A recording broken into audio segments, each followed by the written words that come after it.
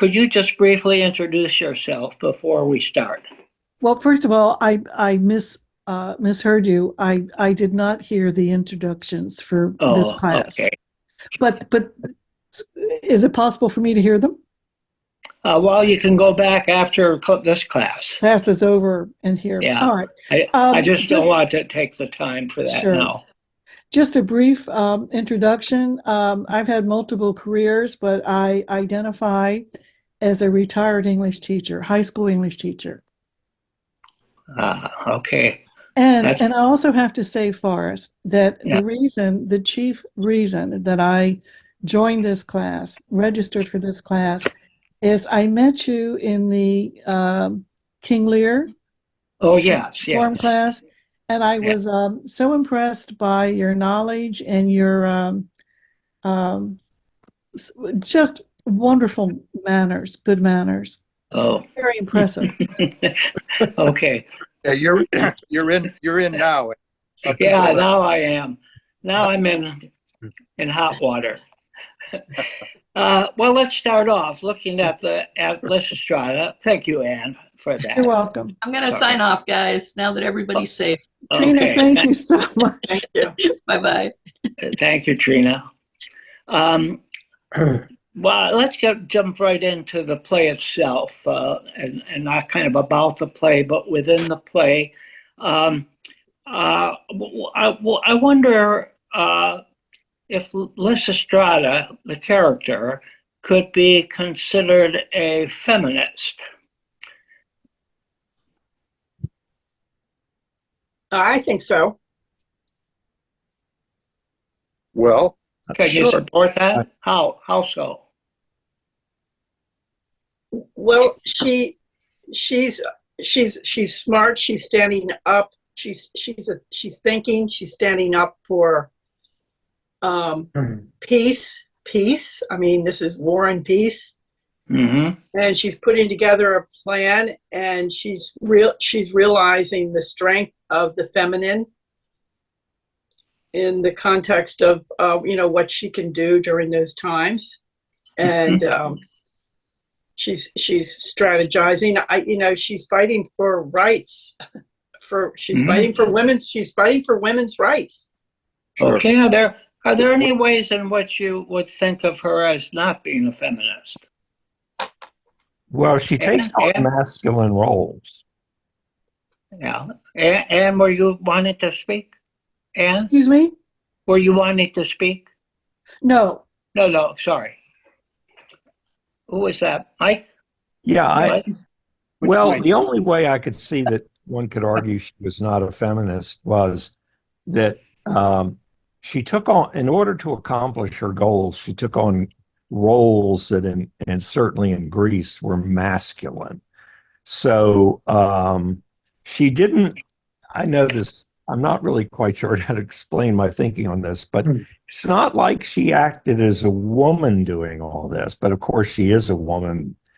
But she did what a man is supposed to do. She's going to run the treasury. She did the organizing. She made the arguments. These are, and of course, even talking to a stranger in public was something that women did not do back in those times. So it's a weirdly feminist thing. She didn't, to me at least, I thought she adopted a masculine role in order to accomplish all this, which isn't quite the feminism that I think of today. I disagree. Okay, well, that's good. Yeah. I suppose you could really stretch and suggest that that she is in a sense catering to men's needs. She is acknowledged and exploiting them, but at the same time, perhaps catering to men's needs for sex. That seems a stretch to me, but I could kind of imagine perhaps some some strain of modern feminism making that case. Did anybody see that thing that I sent out about a half an hour ago? Yeah. Yes. Yes. It's I sent it to everybody. It's a poster that was out in the Yes. Vietnam and the caption is "Girls say yes to men who say no." It was promoting draft resistance, and it shows Joan Baez and her two sisters, Pauline and Mimi, sitting very primly and prettily on a couch. Nothing sexualized about it particularly, except that they're basically suggesting that their favors will be extended to men who resist the draft. That poster, though I think it's kind of a classic, was also, I remember this, criticized by, I guess, people calling themselves feminists at the time, primarily because of the use of the word girls. Although I don't remember anybody objecting to the use of the word boys, but girls who say yes to boys who say no, I think is what it said. Which seemed consistent with, we were always hearing bring the boys home. It wasn't bring the men home, it was bring the boys home, which was a way of emphasizing the youth of those who were being drafted, of course. So you wouldn't say women say yes to boys who say no. The whole thing had to be girls and boys. But anyway, there was some criticism of that. And then I think there was just some general carping about the idea that by bringing sex into the picture at all, I think there were some who thought that this was somehow all about what men wanted, what men needed, what men cared about. I have a hard time with that, but there you go. Okay. Of course, in Aristophanes' play, the women need it too, don't they? Exactly. Yes. Exactly. And that gets so much emphasis that I don't see how anybody could say this isn't an even-handed treatment of sex from the women's point of view, as well as as well as the men's. The men. I kind of wondered where were all those young women when I was growing up. Right. Mike Donahue.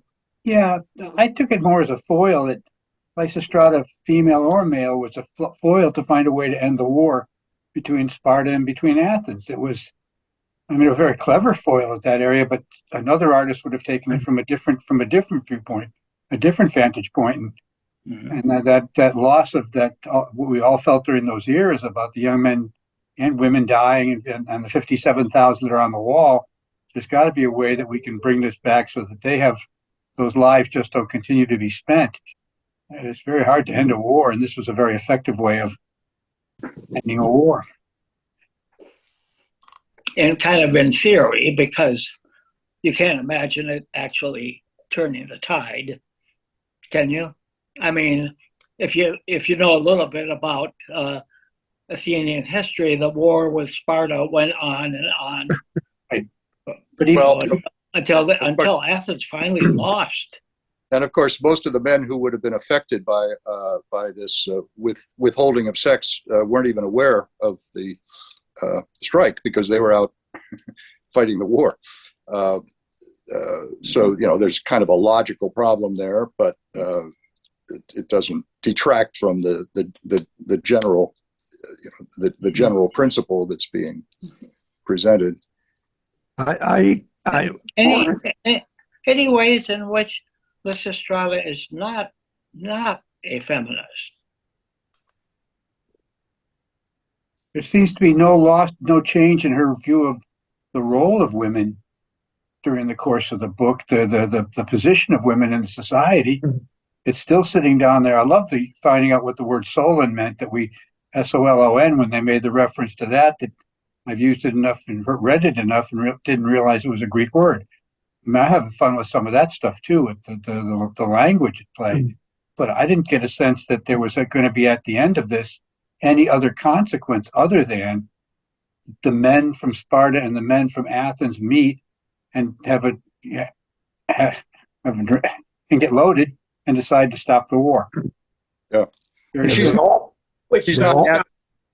She's not advocating for any change in the role of women. She's simply recognizing that women have almost no power, but they do have this power. But at the end, that's still all the power that they have. At the end, they party. With nothing Yeah. wrong with partying, but you certainly don't get the impression from the play that this revolt and the role of women is somehow changing anything. It was like a one-time, it's a one-off, is to use our modern phrase for it. Right. Isn't it even more explicit than that? Don't they say, now that you've made this agreement, we'll go back to being the way we were before? once the war ends. Once you stop the war. Right. They're going to Right. be their usual submissive Yeah, females, the way females ought to be in that culture. right. If we revert to the status quo, but of course, this is viewing a play through our modern conception Sure. of rights and roles and gender and all the rest, which isn't really altogether fair, even though it's almost impossible not to. I think it was Mike Donahue who said, "No, what the aim really is peace. That's what Lysistrata is aiming for: peace, not a change in society, but peace." Right. Her name is, what was it? How does her name translate as abandoning armies or breaking up armies? Disbanding armies. Yeah, so her very name Disposal of armies. is associated with the peace movement. Which also, to get away from the idea of feminism for a moment, but just to talk about a revolutionary idea, given what role war played in the cultural of Greece,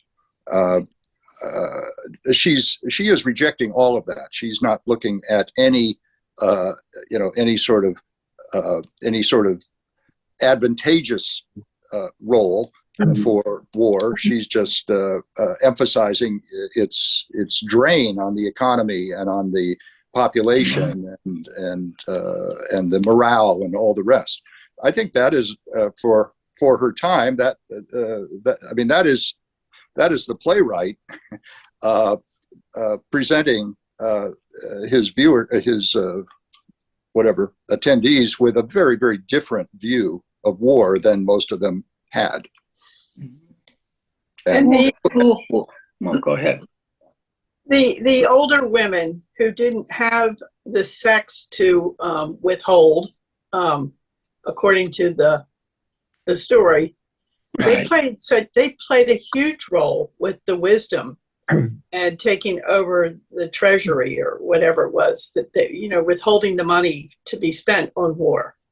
So even That's right. though I don't know if anybody would consider these older women feminists, but they were powerful and in achieving the end goal. The old men are kind of conveyed as clowns compared to the old women. And the magistrate, yes. Right. Fools. Idiots. Who Thank you. are the warmongers? Who are the people who want the war to go on? The politicians. Well, the politicians, but the people, according to our translator Sarah Rudin, and I wouldn't have known this, but it's the poor who are benefiting from the war because of the jobs that it provides and the graft and patronage and so forth that becomes available as soon as you open up that treasury. Yes, it's being spent on weaponry, but it's also being spent on bribes and that money is being spread around apparently. So it's an attack on, as she says in one of her, it's about democracy, this play, but it's also an attack on Athenian democracy, which gave an inordinately large role in Aristophanes' view, I guess, to the lower classes. And this is why, in a sense, the play is not realistic, because, I mean, one reason that the magistrate or the counselor or whatever, it rejects Lysistrata is because really he's powerless. He can't. In reality, he doesn't. It's not up to him to end the war, and it's really not up to the various ambassadors who gather to end the war. There are some powerful forces on the other side who are benefiting from the war. Something that we always used to suspect was the case in 50 years ago with Vietnam. Lance, were you wanting to say something? Lance? No, I'm just listening. I'm in Okay. agreement. I'm in general I agreement. saw your hand move. Yeah, no, I've got a landscaper out here who's drowning us out here, but I'm trying to quiet things down. Okay. I will say this though, I saw Richard's poster, which I enjoyed a great deal, but I assiduously tried to avoid the draft, and I never got the women, so I feel like I've been cheated out of something. Yeah, I got cheated too. Yeah. I'll admit to that too.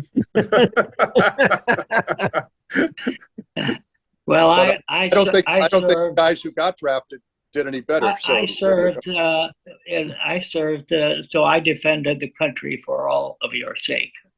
Ah, Thank you. What did you do exactly, Forrest? You did. So, going back to the we have two choruses, don't we? Oddly enough, in this play, we have a chorus of men and a chorus of women. And then we have a mixed chorus. Then we have a mixed chorus at the end. Okay. Yeah. Right. Yeah. What's the difference between them? the women appear a lot smarter than the men throughout the choruses. The men, I think, look like they are literally a joke, and the women seem to have some sense of rationality and purpose. Well, the men's chorus certainly reflects the criticism of women within Greek society. I mean, they just totally dismiss women, and one can argue that I mean that really that's Greece. Mm-hmm. It's sobering to think that all these roles were played by men. That takes. I mean, you look at the cover of this book, and then you think, that's not what the viewers were seeing. Right. I was going to say, Richard, that's why I wear clothes. But Lucy, you wanted to say something there? Oh, it was just somebody said, that women didn't mean a lot. They weren't regarded in Greece, in that time in Greece. And it's really what's happening right now in our country. Mm-hmm. Women's rights are being hammered on right now. But I wanted to say that I watched this. Did anybody see this? It's called Chirac. Chirac. It's the Chicago gang war rendition, I guess, of Lysistrata, and it was very crude. It was kind of hard to get through. It's all African American. It's all Black. It's got it's John Cusack. He's the only white person in the whole thing. Wesley Snipes and Samuel L. Jackson and a bunch of others. But it's clearly about gang violence in Chicago on the South Side, and it has a different ending in that the gang member that murdered a little girl accidentally, he actually turns himself in. So I like the ending a little better than just the women in the Greek story where they just say, we'll go back to the way we were after they made their point. But it was hard. This was hard to follow. The big thing on the cover is no peace, no peace. Using a play on those words. Yeah. Nope. No peace, no peace. Yeah. And there were, far more explicit language throughout, but they really did follow the story very well. And I think this was from 2015 or 16. Yeah. Mm-hmm. So they brought up a lot of, about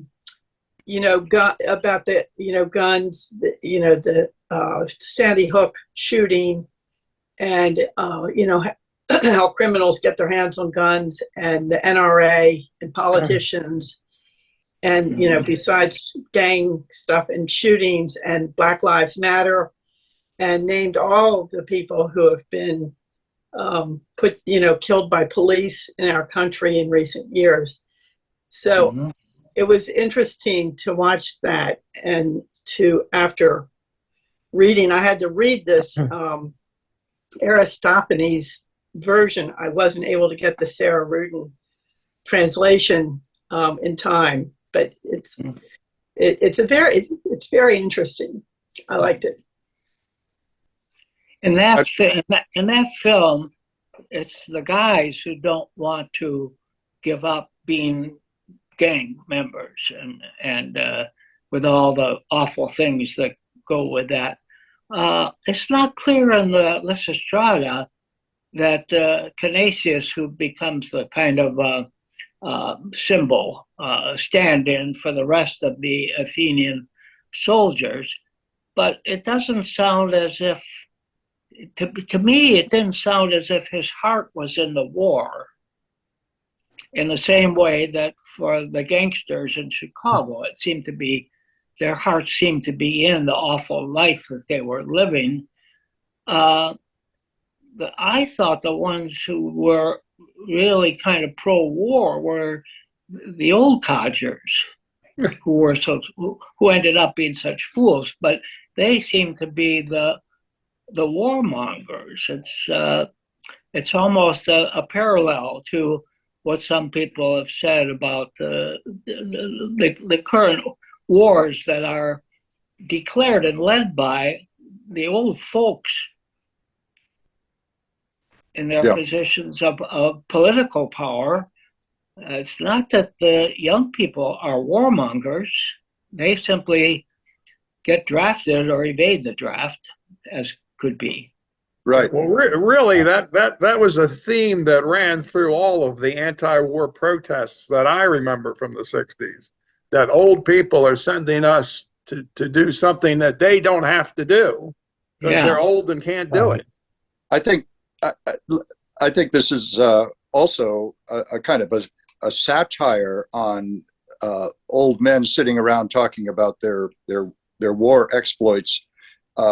When, as she points out in footnotes, they're putting themselves in battles that were fought 100 years earlier. They're greatly exaggerating the roles that they played, et cetera, et cetera. I'm sure for the Greek audience that would have meant a lot more than it does to us. I happened to see in London a couple of nights ago Ian McKellen playing Falstaff in Henry IV's 1 and 2, and of course he's that kind of guy. He sits around the bar room talking about his old exploits as well as his current military exploits that he gets drawn into. And it's old men telling war stories.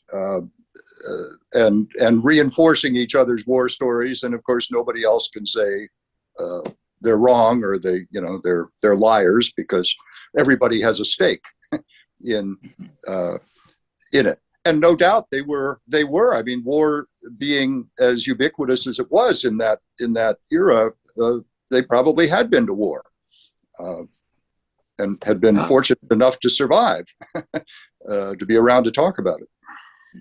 I remember back when I was teaching a Western Civ program that we used a book called The Greeks by H.F. Kitto, Kitto.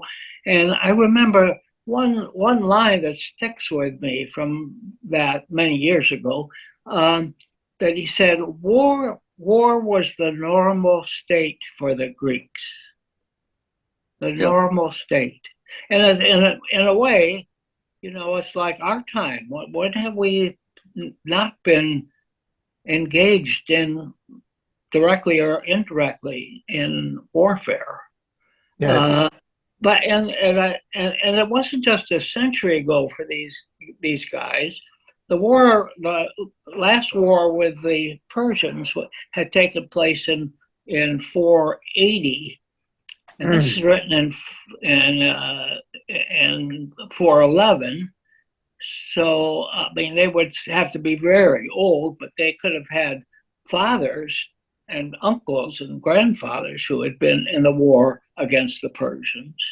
So it's not that far back for these old codgers. Right. It's interesting. It's a universal theme. In other words, we sitting here remembering Vietnam, and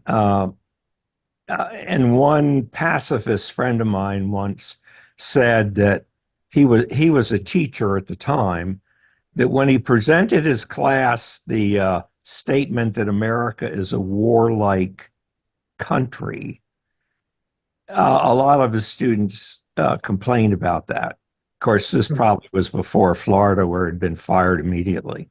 But then he would ask, all right, how would America look different if you would agree with me that it's warlike?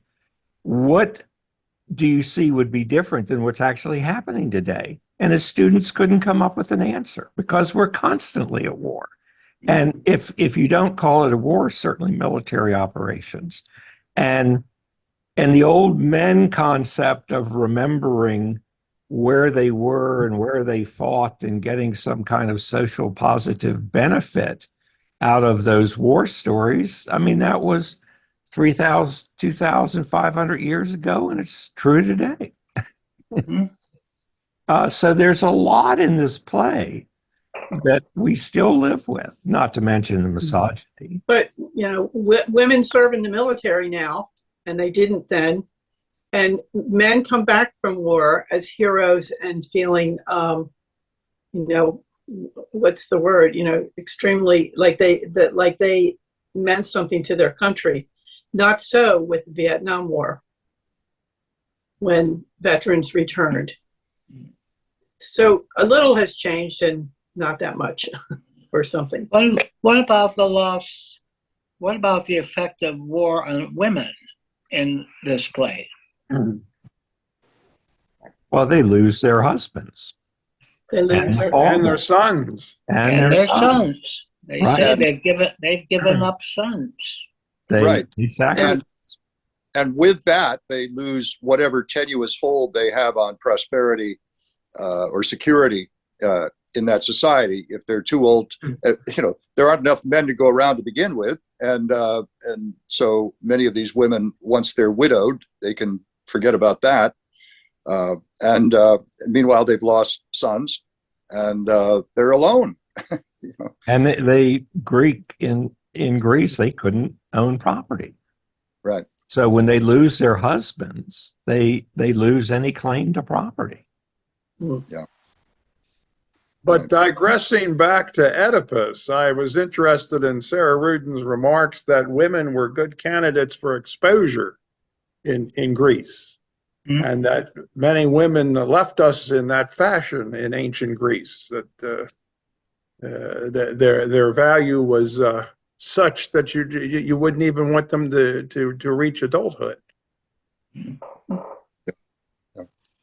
Oh, One thing before we walk away from it, though, at the end of the story, at the end of Lysistrata, as we talked about the history and the Persians and the war in that area, that was used as one of the examples where the Spartans came to the aid of the Athenians, where the Athenians came to the aid of the Spartans and fought off the Persians when they were trying to take over Athens.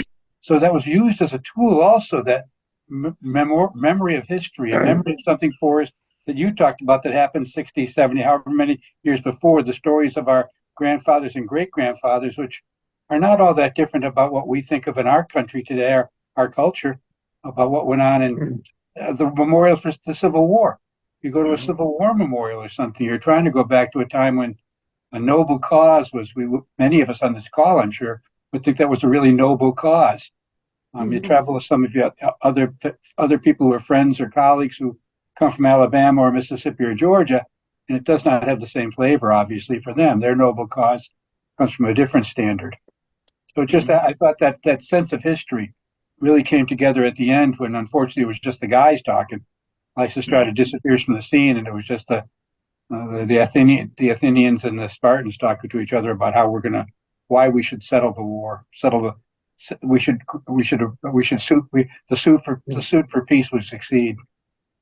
Just a thought. it's kind of interesting that Aristophanes presenting this play 20 years into the war with Sparta, and he treats the Spartan characters, the character, really one character representing them, with respect. Yeah. And they embrace, and he even gives the Spartan the very last word in the play. And this is before an Athenian audience. Right. But doesn't he also play to that audience by making the Spartans their language is I take it mocked. They're presented as not really speaking all that well. At least that's what I assumed Sarah Rudin was telling us by using ungrammatical constructions when in the dialogue involving Spartans. You know, they're not up to Athenian standards, but they still have some virtues, I guess. Yeah, I think there's been quite a bit of debate among the scholars about that, and I don't know Greek, much Greek at all, so I don't know. But some argue that Aristophanes is simply being true to the dialects in different parts of Greece. And when I was first in Greece in 1970. I was told that even then there were people from one part of Greece who could not understand people from another part of Greece because there was that much of a difference in the different dialects. So that Aristophanes might have been, I'm not arguing that he was, but might have been simply being true to the existence of different dialects in his day. But I don't know enough. Anyway, for that and many other reasons, I'm glad you didn't expect us to read this aloud today. Definitely. Other reasons too. Yeah, the play's a tough read. I found it to be a tough read. Let me raise another question. Let's say that the only play that we know about as a tragedy is Oedipus Tyrannos, or Oedipus Rex, as often called. And the only thing that we know about the Greek comedy is Lysistrata. So let's say that we can take those two as examples of Greek tragedy and Greek comedy in the 5th century CE. BCE. What is the difference between tragedy and comedy? I mean, it's a kind of a huge question. And what are the similarities? Well, comedy is funnier. Very hard to imagine even a giggle in that Rex. Good argument, Richard. I rest my case. So Richard, you get the award for the most obvious answer. Specialty of mine. Succinct, very succinct. I don't know, are satire and irony are somehow twisted around each other? Is that a similarity? And the satire of the comedy, the satire of Lysistrata, and the irony in Oedipus, and the use of the feminine and masculine in both. Those are the similarities I see.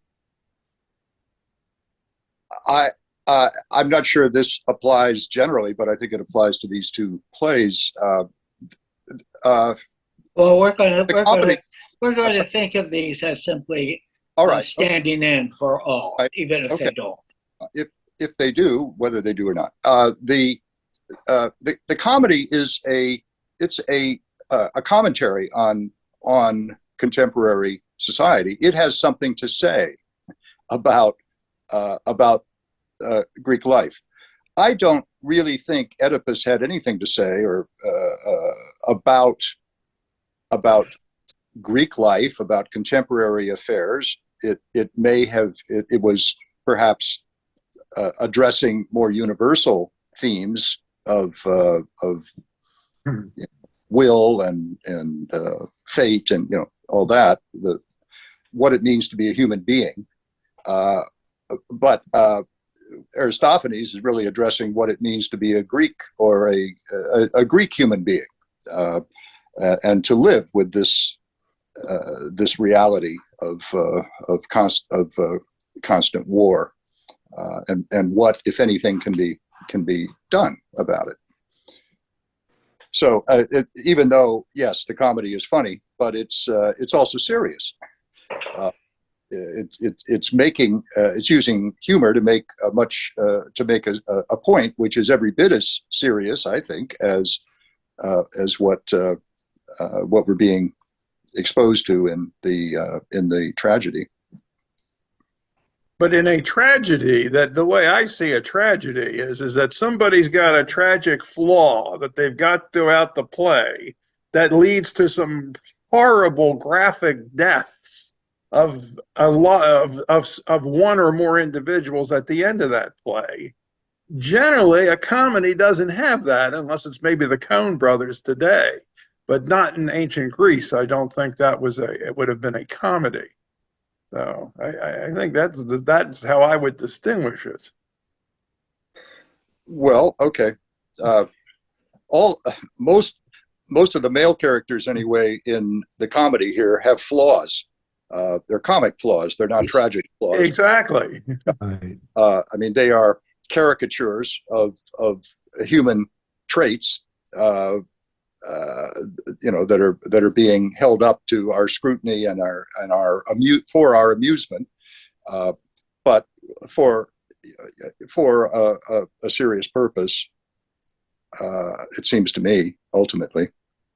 But Oedipus, but Richard, Oedipus does touch on the role of women in Greek society. I think you've got to recognize that, and again, that role wasn't too good. Even as Sophocles told the story of Oedipus. Sure. Well, yeah, Jocasta is a pawn, and in of the gods, as it were. She's a truly tragic figure in that she, except, I guess, in colluding in the murder of her child in the first place, she's, the rest of the time, she's just a passive sort of vessel. And I guess that's a commentary. yeah, I mean, you can read commentary on the role of women into that if you want, but I never got the impression that that was what the playwright was really driving at. It was just a. Well, I would say that Aristophanes, and I'm going on the basis of some textual analysis that I read, not translating the original Greek myself, but he uses a lot of puns, especially related to people's names. I don't think that was true in Oedipus. He also uses slapstick, physical humor, at least as reenacted by groups today, and he has the bawdiness. Clearly, as a body, I know one of you wrote about what has happened to burlesque, and I can relate to that, having gone to a burlesque show once. They were funny, Right. and you don't see any of that in Oedipus. I mean, at least according to Emily Wilson, you do see puns, you see wordplay in Oedipus. Oh, you do in Oedipus? Well, I wasn't. That the foot stuff, which would have meant nothing to me if she hadn't kind of red lighted it, but she seemed to think that it was just full of puns, and she even suggested that she played down some of it because she wanted to convey the seriousness of the play. But I mean, other than that, I agree with you. Richard, what you're talking about mostly was about their names, wasn't it? Was it about other things too? I'm once I don't know. Yeah.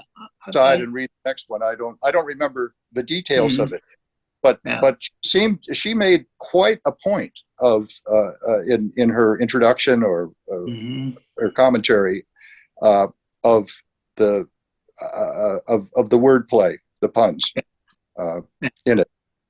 And I've forgotten whether she says this was typical of Greek tragedy or not. But anyway, it wasn't humor. People weren't supposed to be laughing at this. They were simply supposed to be, I guess, picking up on the subtlety of it, the cleverness of it, perhaps. Which is anyways in which that you might think of them as being similar, tragedy and comedy.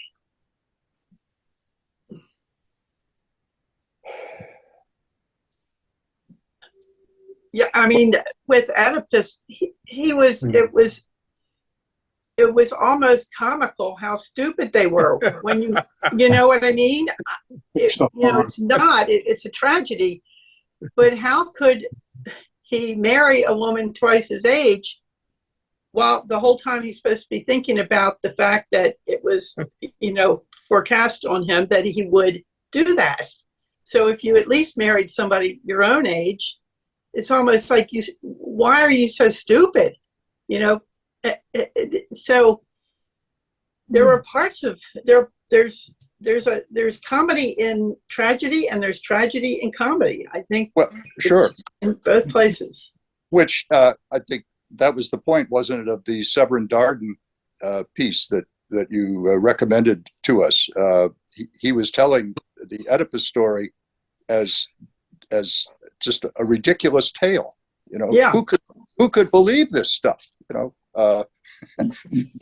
Who could make this up? And yet, the Greeks sat still for it. But wasn't Jocasta the prize that if he solved the problem of if he solved the issue, solved the problem, that was one of the set prizes, that he would be the wife of, he would marry the widow of the king, and therefore take his place. So that age difference didn't bother me quite as much on that situation when I was reading it. It's just that it was part of the sequence of events that led to the further events in the play. I didn't get as much of a sense that it was an obstacle or something that was necessarily something he wanted. It was something that he was given by right after the victory. Yeah, but if somebody tells you that you might marry your mother, you're going to be on the lookout, I think, for the rest of your life to try to avoid older women. It's just what I would do. Yeah. If you accept Oedipus didn't, but Yeah. you see what happened to him. Yeah. Right. it's a device to advance the play. There's a lot of similarities too with the feminine and the masculine in the women in Oedipus and the men and in Lysistrata too.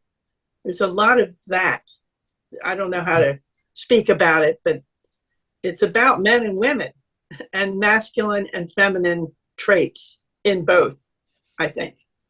The wordplay between the men and the women, and so there was a couple of sequences where it's just rapid one-liners, one-liner, and the woman obviously clobbered the men on that, just so much more effective in the sarcasm and that. I thought second time I read it, it was that I really caught on that. That was boom, boom, boom, boom, boom. It was just rapid fire. Just such a rapid fire discourse. I liked it.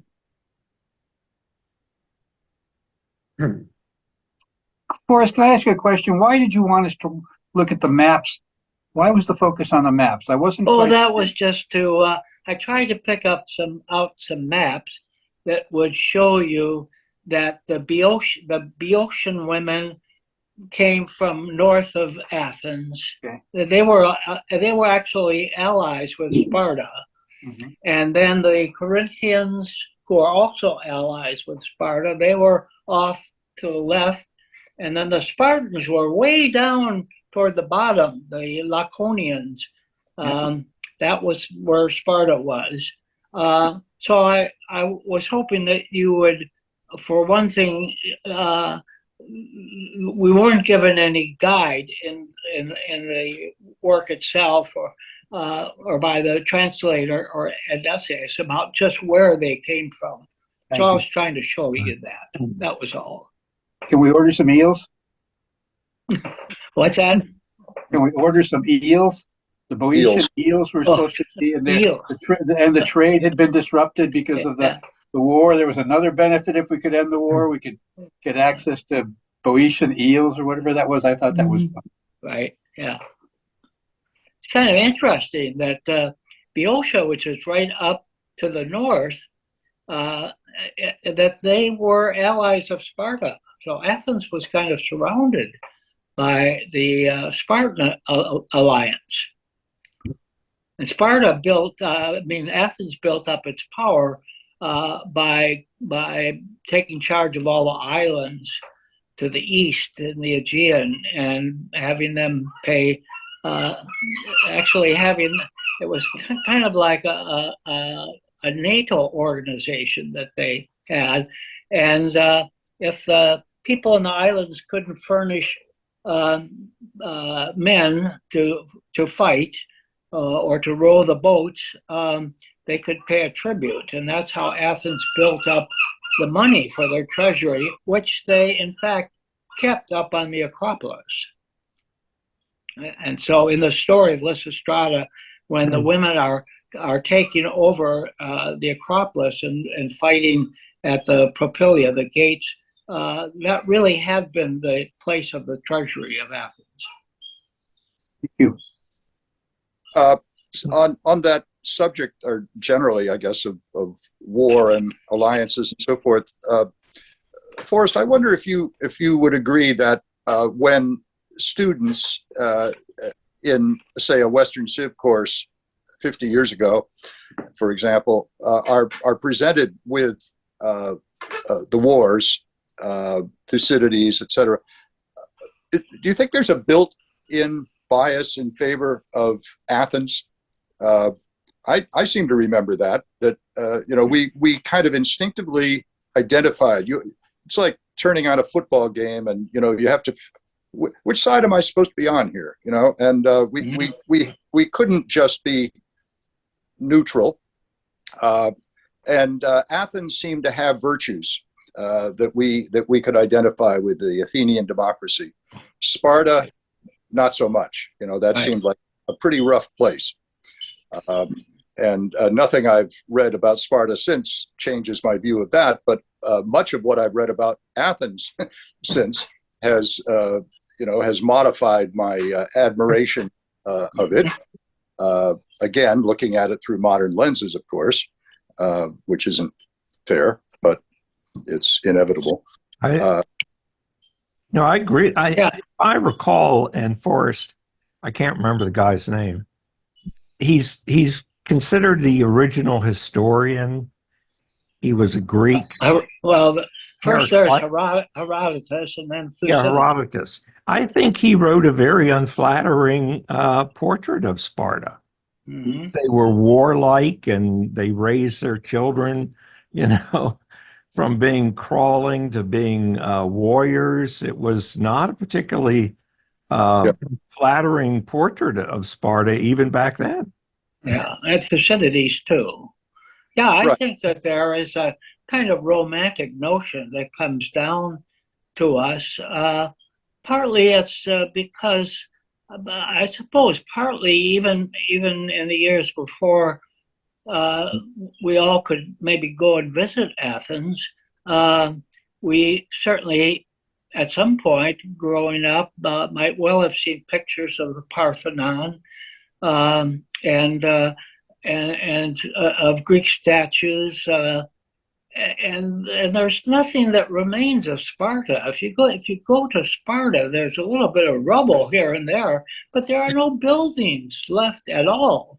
Were there any great magnificent buildings, and we even have buildings from the Mycenaean period and the Minoan periods. If you go down to Crete, for the Minoans, and there's the Palace of Knossos, but Sparta, there's nothing.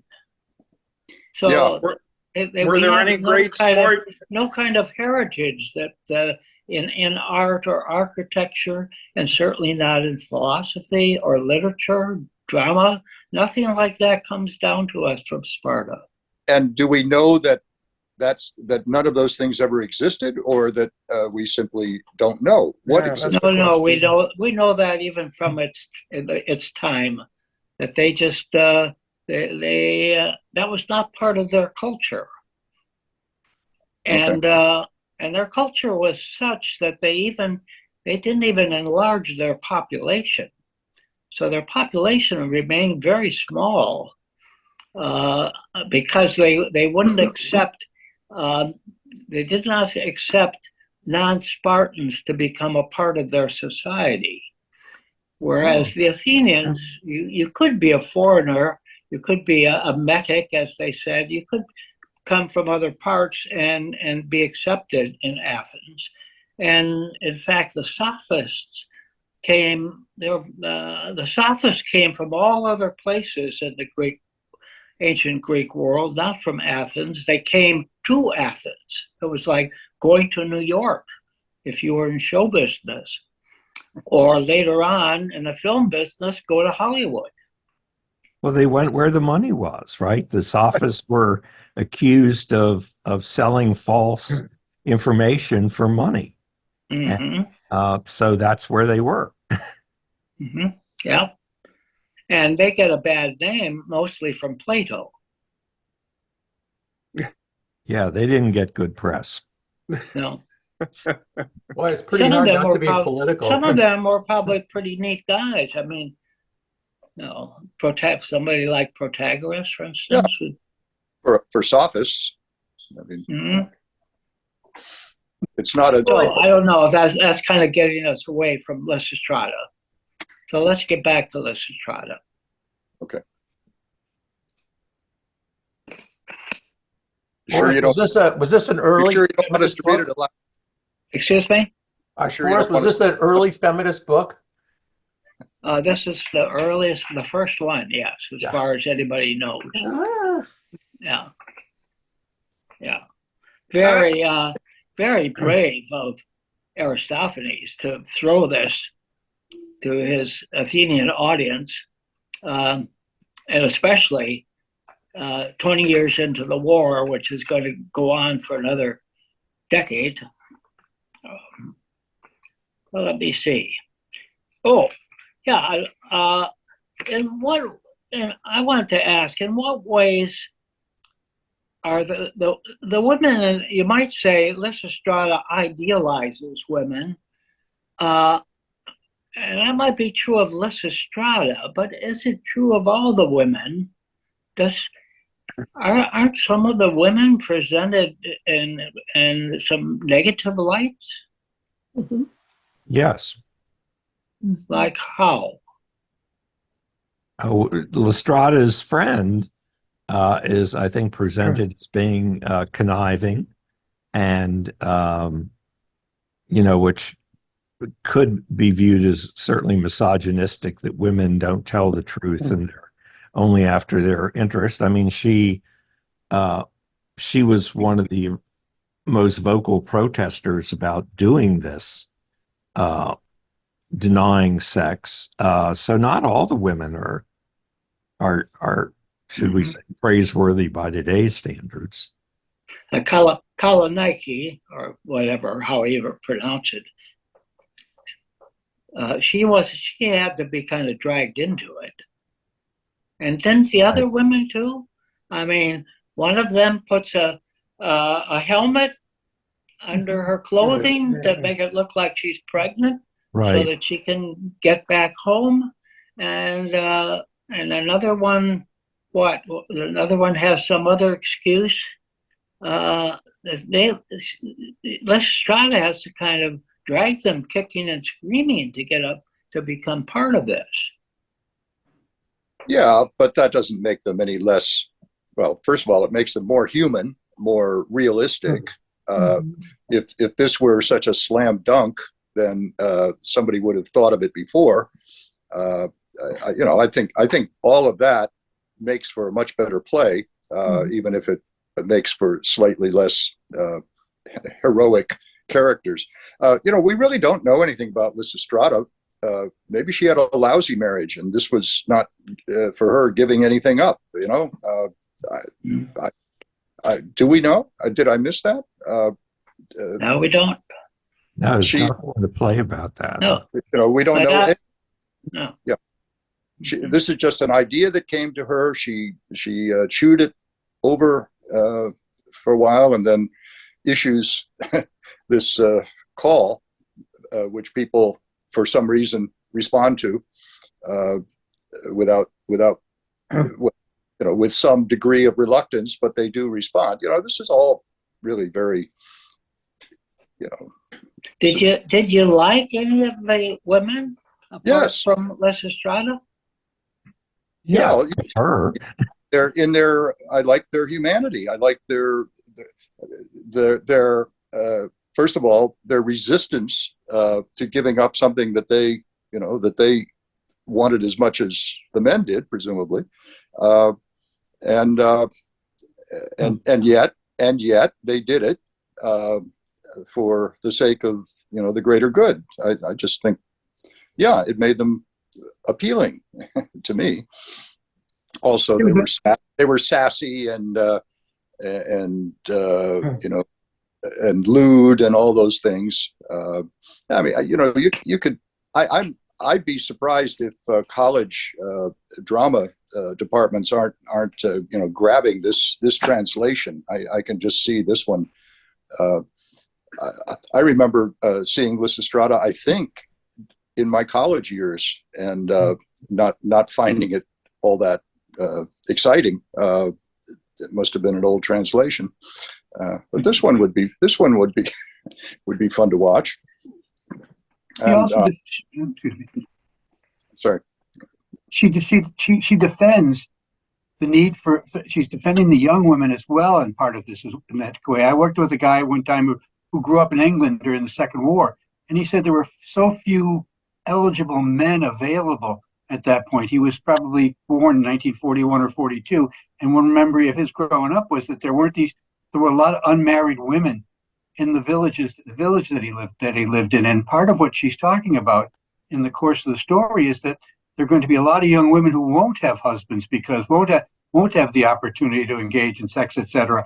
And the old women, it doesn't matter because the old men can always find a younger woman if you would, because of their status in the society. But the young women won't have the opportunity to truly have a partner going forward. I thought that was a pretty strong statement of why one of the reasons why she was opposed to the war. Not speaking for herself, but speaking for a whole other generation that would suffer as a result of this. Mm-hmm. A different way of looking at it. Mm-hmm.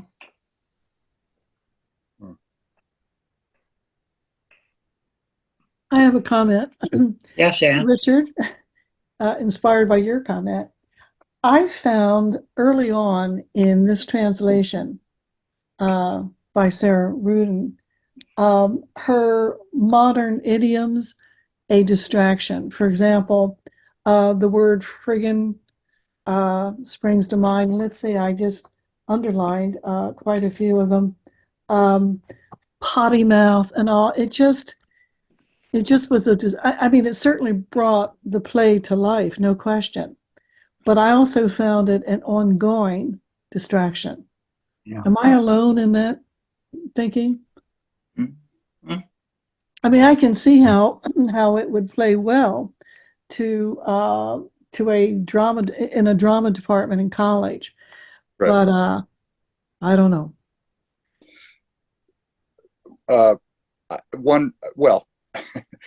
I was struck by it. I was surprised by it, and you know, in a way, I mean, that's not the way we talk, but it's. But I could easily visualize it all on screen, and I have to. I don't know. I just have to take for granted that that Sarah Rudin is being true to the idiom that she's working in. That she is conveying as well as she can in modern language. I would be interested in hearing a discussion of the translation by people who know about these things, and whether she whether she went off the deep end. Like a couple of blurbs on the back cover suggest otherwise. But who knows? There could be a rich literature in the out there about people taking exception to her. I know exactly what you're saying, Anne. I mean, it was distracting at first, but then I decided, all right, I'm just going to go with it. I'm going to enjoy it, and try to imagine how it would play on a stage or on screen. Yeah, and in watching, I watched a lot of versions of this, including French. There are 2 or 3 versions of this on YouTube that are French. And, due to Google's translation programs, you can get an attempt of it turning into English. And the use of those words that you just mentioned are wildly variant in these plays. I mean, the F word versus the word screw, for example. The F word is used by a lot of translators as where she seems to go where Sarah uses the word screw. The most bizarre one I saw there's a scene where, I can't remember her name, the one that she's teasing her husband and she keeps going out, and in this translation, she goes out and gets oil. And in another translation I read, she goes out and gets KY jelly. So you really see how the writers struggle with this kind of translation and making it humorous. I do know it. I was very forgiving of it, but I read a lot of historical murder mysteries, and I'm really put off when a character in the 1700s says something that absolutely would never have been said back in this time. But for some reason, maybe because I saw so many versions of this show or this play, I was very forgiving of Sarah and her attempts to turn the Greek into English. Or as you said also, you cautioned us about reading the footnotes, the notes on it. And that's the first time I kind of blew through those fairly quickly. But the second time, goes to the part that I think she mentioned in the preface when she was discussing the play, that there were certain words that just were untranslatable. References to communities, etc., that had something like, if you lived in a certain community and somebody down the road was your rival, those people are, less like you were talking about the Spartans a few minutes ago as being savages. But there were other communities, etc., that were mentioned in it that she said she couldn't quite explain. It seemed she couldn't quite explain why that would, or didn't know why that would be would be derogatory. Just a thought again. It might, we don't know whether women saw any of the plays in Athens. We just don't know. There's no evidence. I guess mostly the inference is that probably they were not part of the audience. They certainly were never part of the actors. Yeah. If you think of the audience as being all male, then it seems much more likely that Aristophanes would use very coarse language and sort of revel in it, and his audience of men would probably revel in it, the way men today might, in a group of men, use language that they wouldn't use if women were present. Yeah. So it sounds as if Aristophanes really did use some pretty vulgar expressions.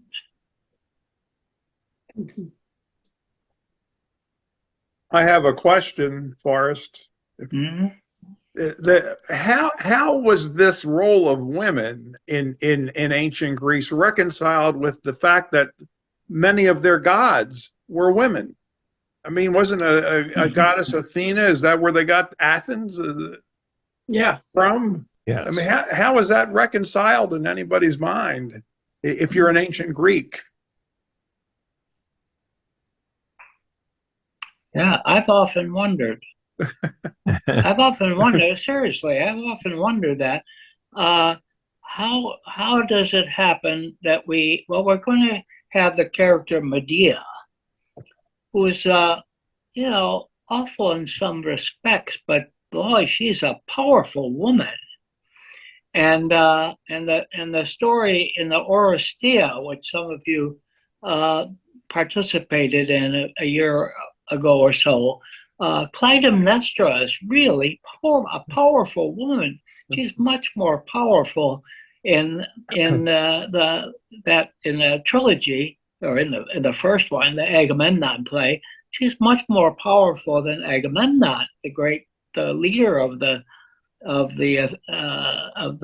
Greeks against the Trojans. So somehow dramatists and whoever created the myths could find women being in very powerful positions in a way that they were not in real life. It's a puzzlement. Athena is the goddess of wisdom. Oh, I mean,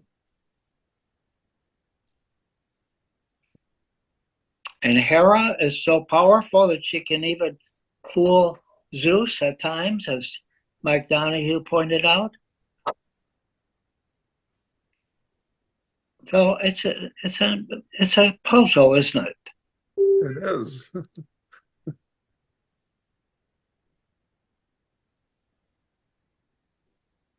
Well, yes, it is a puzzle, but you can find I think, parallel situations in more, if not contemporary life, contemporary life, churches that claim to revere women and yet relegate them to secondary roles. Mm-hmm. Catholic Church being the most prominent example, but not the only example. So, but then there is the Virgin Mary, of course, and there are other great female saints. Yeah, that's part of what I mean. Yeah. The iconology is there, but the reality on the ground. And then there's Mother Earth. Mm-hmm. Yeah. Yes. Yeah. Right. Yeah. Well, I think today we talk about compartmentalization. I don't know if that's a official word in psychology, but it relates to our ability to hold opposing beliefs simultaneously, which human beings seem to have that trait. We can do it. We on the one hand, we can put something in one side of our brain and believe it, and then in the other side, we believe the opposite and act accordingly. So it's not something that that's people can do this and do it a lot.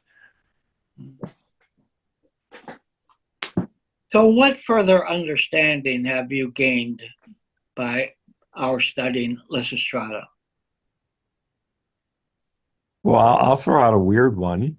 I was familiar with the play, but it was brought up very early in our discussion about the fact that he acknowledges that women like sex, and that I wondered where in the history of thought did that idea absolutely flip. Because obviously he knew about it. He made it part of his play, certainly part of Lysistrata's inability to bring these women on board, which was part of the drama of the play. And yet somewhere in history, I don't know whether it was some council of the Catholic Church or somewhere in history, we got stuck with the opposite view. And only recently is it coming back out that, oh my God, women can like sex. Who would have thought of that? Yeah. But did the Athenian women, is this testimony that the Athenian women enjoyed sex? Or is it rather turning the Athenian women by Aristophanes into sort of animal-like creatures? Sarah Rudin says the only information we have about sex is from men of ancient Greece and not from women. Mm-hmm. So we only know what the men thought at that point. Yeah, they didn't have many women writers. Well, we have Sappho. Well, right. And yes. And she wrote about sex, and she wrote about sex with women. So we knew that part. The other part was a surprise. I was wondering if Aristophanes' treatment of women in this play, apart from Lysistrata, I think that a lot of it is rather derogatory. I think that's probably true. I mean, some of it is reminiscent of 1950s sitcoms. I think it's, the women don't, other than Lysistrata, don't appear to have any real particular seriousness. Although, again, Sarah Rudin says that these really weren't feminists; they were conservative women who were after a particular goal. Which they accomplished, but the other women, and I mean, just at the beginning of the play, and as I saw it depicted in so many college productions, it did remind me of an episode of Leave It to Beaver or the Donna Reed Show, or maybe even I Love Lucy. It's just they're not really substantive. So I but.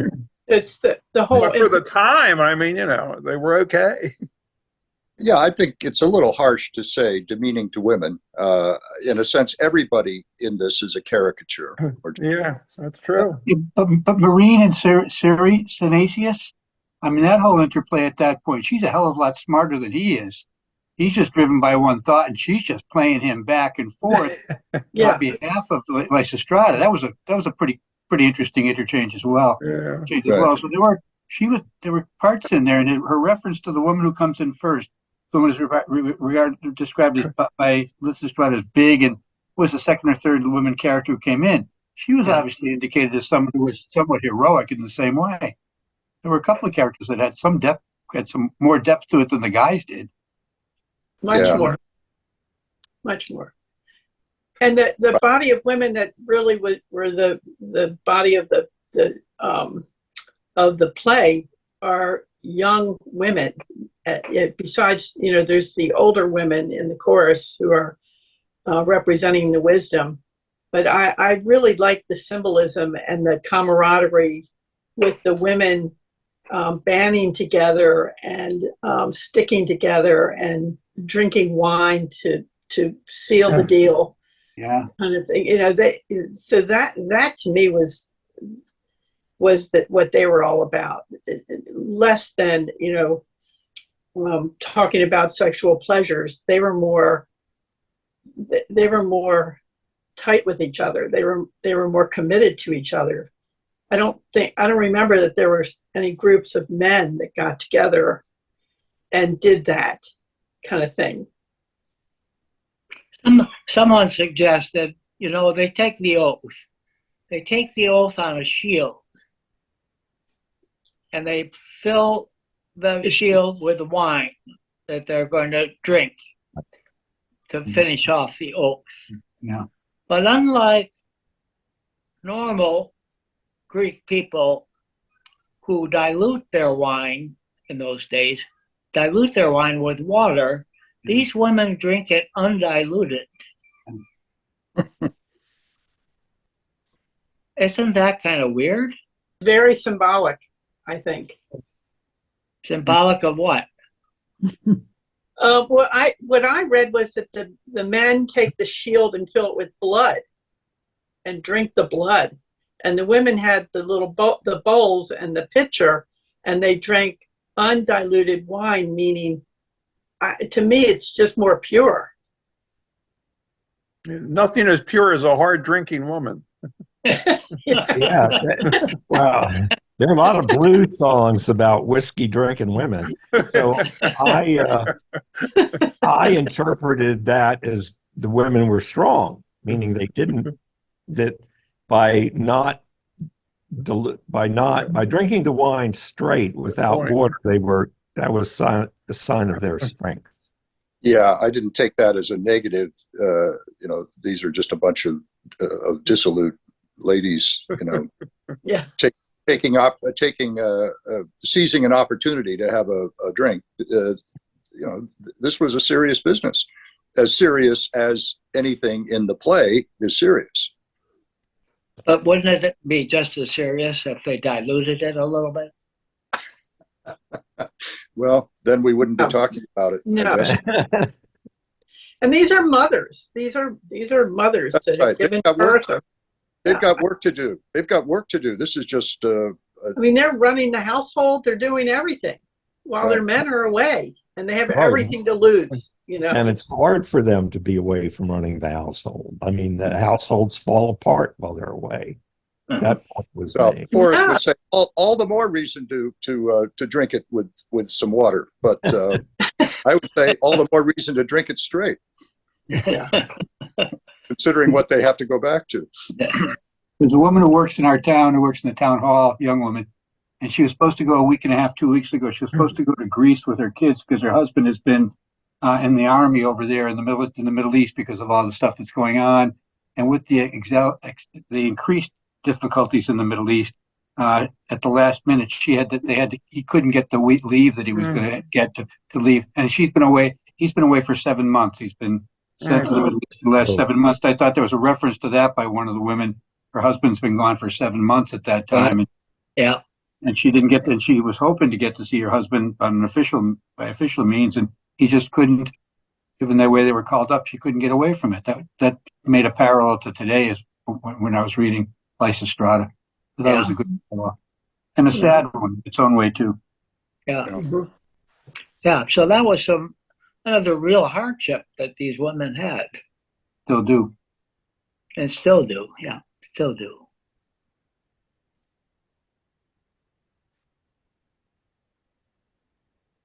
She went to the Dominican Republic with her kids. Got a week at the beach, so they did get she got a week away from the cold of New England to the Dominican Republic. It wasn't a good replacement. But if the woman were in ancient Greek, she'd be either spinning or weaving, according to Sarah Rudin. Right. That was their Weaving. deal. Yeah, there was that marvelous metaphor of how women can do these wonderful things, organizing and getting rid of the knots and so on. And that's what Athens needed to do. They had to get rid of the knots, the stayers on, and the people weren't really contributing to anything. Women, in doing their weaving, could probably do this politically much better than men could do. But they had a break because they could also prepare the dead for their trip to the underworld. It was really a nice role to play. Yeah. Beautiful Okay, passage. well, I think we better stop for now, and but think about our next meeting with Medea. Again, there are, as I pointed out, modern films carrying on that theme. An opera that still gets performed, was just performed a year ago, I think, by the Met. And a very, very powerful woman once again, and some interesting judgments that we might make about the men. In fact, both the men and the women are quite controversial, I would say, in Medea. So we'll see you all to then, and we'll be in touch with each other by emails in the meantime. Thank you, Forrest. Thank you, Forrest. Thank you, everybody. Thank you.